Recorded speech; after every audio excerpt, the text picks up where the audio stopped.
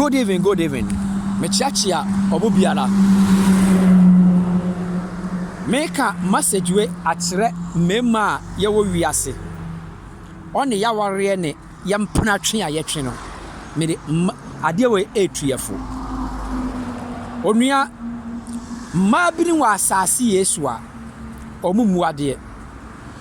Wo ye bema ukofa saba ni bia asundwe ni asundwe e ma wabrabom da na ahotoso de wo nya bi da. Sane ma ne so wo fa belima wa hwehwe yie wo be fa belima bi wabrabo entimi nko wani muda. Enoma bebre ne akoso wa asase so a ye de hye ye fiefo nanso ye nkrofo a ye ne omonam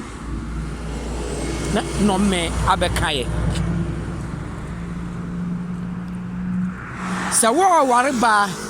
ana wo kofie bi na uhuru se ba bi wo ho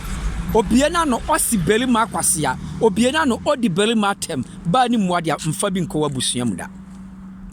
menim asena me ka kire no omo se ahunu bi penti ma aboa serewa oje ne ba agora na ayi nani ato nkyere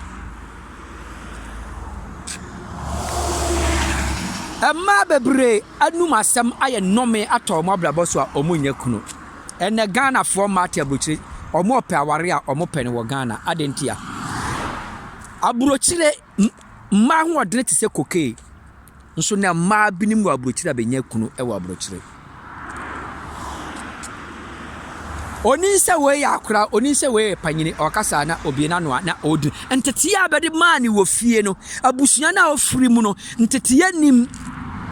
nti no me da sankrofo ne so enti me kasa kire se wo ya brante wo pese wo wara aya bie wani woni bi nama aya bie wani wo ya ba wo fa berima bi ni na tuanamo a aya bie wani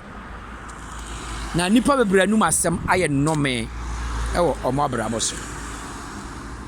ena mranti ya mpebre ewo Ghana mani mbebre omo tiwa na omo pe baade anya sika na aware no mranti ya na mo hwehwe ma omo anya sika ansa na omo aware be mo hwehwe akwantufu ansa na mo aware me kasa kire wo se wa hwehwe wo huyi a wo be fa nnome ato abrabo so hwe baade age ansa na bisa se aden na baya wodadada onya akunu hwe na bisa no se aden na onya akunu enhwe se bi fra brochire aba unu se bi dakam unu se bi ewo store unu ofie fiti ya o me kwakoware no study no na aware ne kwa ne ware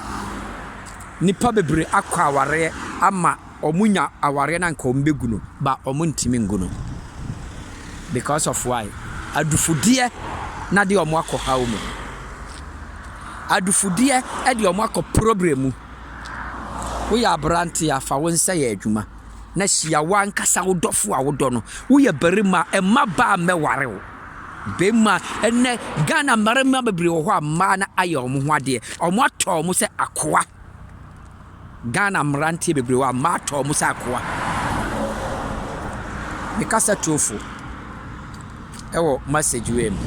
mama yene na ewo abrabo ayebonum na ebeboa yankasa